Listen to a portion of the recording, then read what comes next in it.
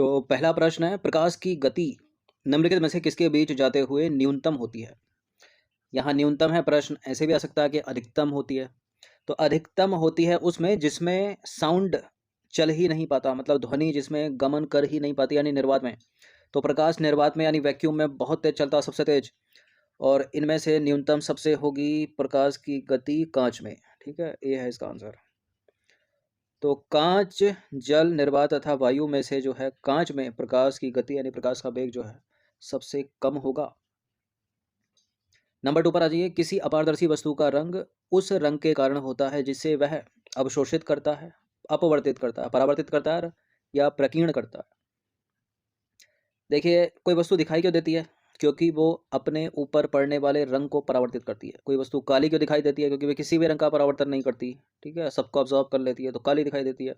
तो रिफ्लेक्शन से यहाँ मतलब होगा मतलब परावर्तन। तो देखिए, किसी अपारदर्शी वस्तु के रंग का निर्धारण उस वस्तु के द्वारा परावर्तित किए गए प्रकाश के द्वारा होता है। अर्थात कोई वस्तु सूर्य के 7 रंगों के प्रकाश में से जिस रंग को अधिक परावर्तित करती है वही उस वस्तु का रंग होता है। ठीक है, वही नहीं, वही। तो किसी भी रंग का परावर्तन नहीं करेगी तो काली दिखाई देगी। क्वेश्चन नंबर 3 पर आ जाइए। सामान्यतः स्त्रियों की जो आवाज होती है उसका तारत्व इसको बोलते हैं पिच। पिच अधिक होता है, पुरुषों से कम होता है। देखिए, इसमें थोड़ा उल्टा रहता है। अगर पिच अधिक होगा तो आवाज़ पतली हो जाएगी, पिच अगर कम होगा तो आवाज़ मोटी हो जाएगी। अगर कोई एडिटिंग सॉफ्टवेयर का आपने यूज़ किया हो वॉइस का, तो आपको पता होगा कि पिच बढ़ाते हैं तो आवाज़ पतली हो जाती है और पिच कम करते हैं तो आवाज़ मोटी हो जाती है। तो सामान्यतः स्त्रियों की आवाज़ का जो तारत्व है वो पुरुषों की अपेक्षा अधिक होता है। किसमें अधिक? इसमें। ठीक है, तभी उनकी आवाज़ थोड़ी पतली होती है। तो देखिए, सामान्य स्त्रियों की आवाज़ का तारत्व जो है पुरुषों की अपेक्षा अधिक होता है। तारत्व अधिक होगा, पिच अधिक होगा तो आवाज़ पतली होगी। ठीक है, पतली और मधुर।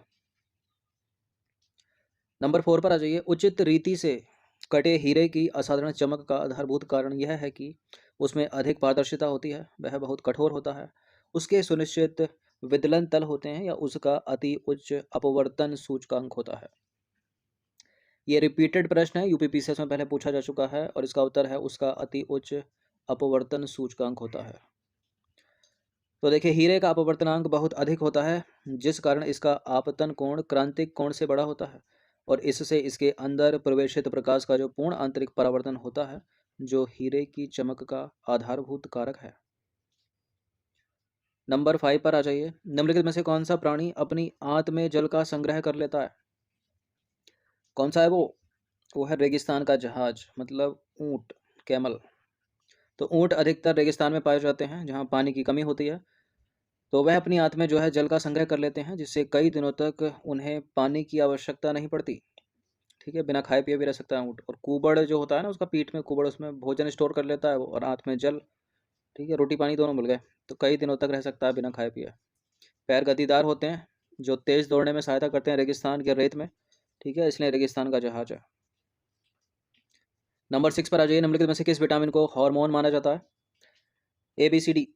किस विटामिन को हार्मोन माना जाता है? विटामिन डी को यहाँ हार्मोन माना जाता है। कहाँ से प्राप्त होता है ये? सूर्य के प्रकाश से, मछली, ठीक है, मांस, अंडे की जर्दी। जल में घुलनशील विटामिन कौन कौन से हैं? BC। और वसा में घुलनशील कौन से हैं? A, D, E और K, याद रखिएगा।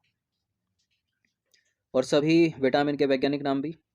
तो देखिए, सूर्य के प्रकाश में एर्गोस्टिरोल की सहायता से कोलेस्ट्रॉल के सिंथेसिस द्वारा जो है विटामिन डी बनता है जो हार्मोन की तरह काम करता है। नंबर 7 पर आ जाइए। दूध को पचाने के लिए आवश्यक एंजाइम रेनिन और लैक्टोज मानव शरीर में कितने वर्ष की आयु में लुप्त हो जाते हैं? 2 वर्ष, 3 वर्ष, 5 वर्ष या 8 वर्ष? देखिए, 2 वर्ष में तो नहीं, 3 वर्ष भी, 5 वर्ष का बच्चा छोटी होता है, 8 साल में लुप्त होते हैं ये। तो देखिए, माँ का दूध बच्चों के लिए संपूर्ण आहार होता है और बच्चों में दूध पचाने हेतु आवश्यक रेनिन और उनके अंदर पाया जाता है लैक्टोज हार्मोन। ठीक है, इनका स्रावण होता है उनके शरीर से, और रेनिन और लैक्टोज नामक दोनों एंजाइम मानव शरीर में 8 वर्ष की आयु में जो है लुप्त हो जाते हैं। नंबर 8 पर आ जाइए। सांपों की विष ग्रंथियां किसकी समांग हैं? सांपों की विष ग्रंथियां किसकी समांग हैं? कशेरुकी प्राणियों की लार ग्रंथियों के। कशेरुकी को इंग्लिश में बोलते हैं वर्टिब्रेट। हम वर्टिब्रेट हैं, इनवर्टिब्रेट हैं? वर्टिब्रेट हैं हम।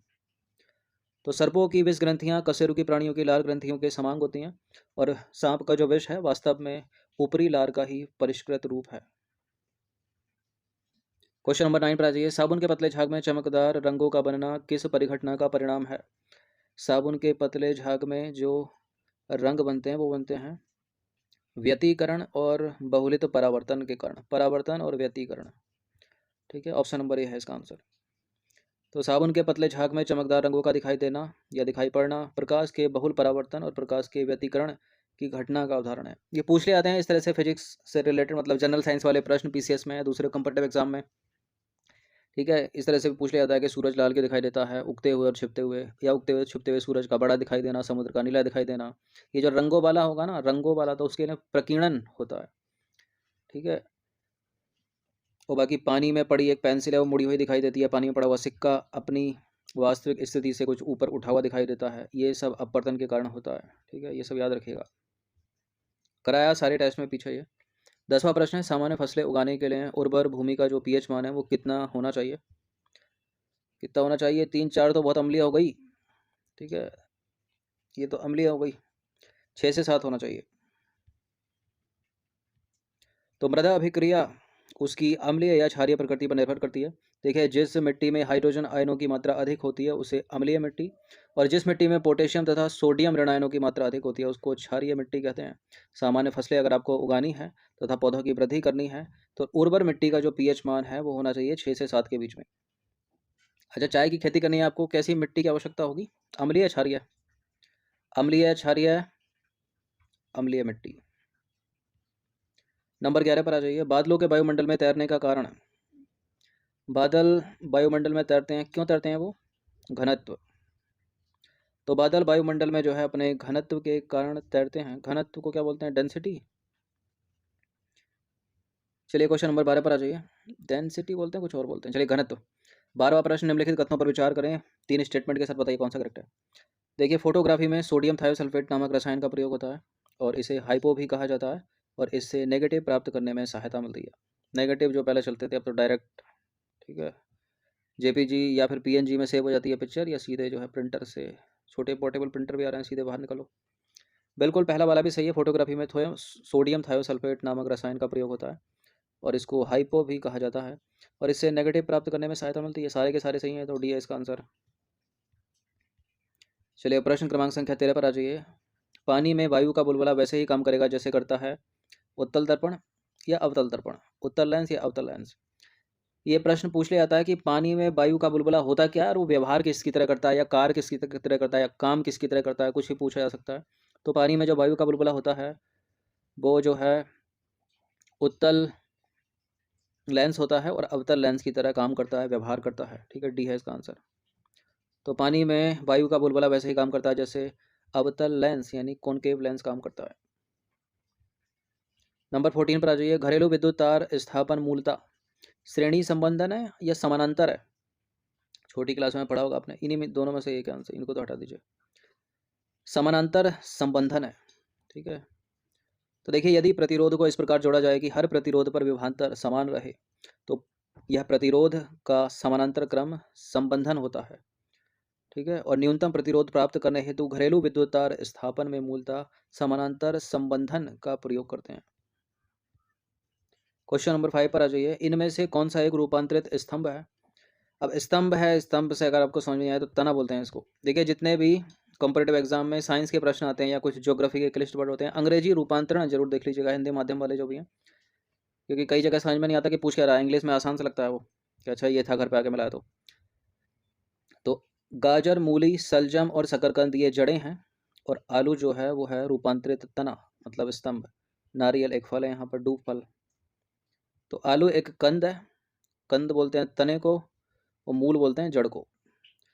देखिए, जो भूमिगत तने के रूप में जो है रूपांतरित रहता है। ठीक है, तो आलू एक रूपांतरित तना हो गया, जबकि गाजर, मूली, सलजम, शकरकंद ये जड़ें हो गई, नारियल फल हो गया। चलिए क्वेश्चन नंबर 16 पर आ जाइए। निम्नलिखित में से कौन सा कथन पारिस्थितिकी तंत्र के प्राथमिक उत्पादन को परिभाषित करता है? ये तो बायोलॉजी का प्रश्न है। निम्नलिखित में से कौन सा कथन पारिस्थितिक तंत्र के प्राथमिक उत्पादन को परिभाषित करता है? देखिए, पादपों के द्वारा, पादप मतलब पौधों के द्वारा एक निश्चित समय अवधि में प्रति इकाई क्षेत्र में उत्पन्न की गई कार्बनिक सामग्री की मात्रा, पहला ही है फिर, ठीक है। तो प्राथमिक उत्पादन प्रकाश संश्लेषण के दौरान पौधों द्वारा एक निश्चित समयावधि में प्रति इकाई क्षेत्र में उत्पन्न की गई जैव मात्रा या कार्बनिक मात्रा है, सॉरी कार्बनिक सामग्री है। और जैव मात्रा की उत्पादन की दर को जो है उत्पादकता कहते हैं, प्रोडक्टिविटी। और इसके द्वारा ही विभिन्न पारितंत्रों की उत्पादकता की तुलना जो है वो की जा सकती है। इस प्रश्न का उत्तर दीजिए। तो इम्पोर्टेंट प्रश्न है ये। किसी भी पारितंत्र में निम्नलिखित में से किसको अपघटक जीव कहते हैं? अपघटक को बोलते हैं इंग्लिश में डिकम्पोजर, जो सड़े गले पदार्थों को कार्बनिक पदार्थों में तोड़ देते हैं या अकार्बनिक तत्वों को कार्बनिक तत्वों में तोड़ देते हैं। तो केंचुआ बिल्कुल अपघटक है, डिकम्पोज करता है। बैक्टीरिया भी तो डिकम्पोज करते हैं।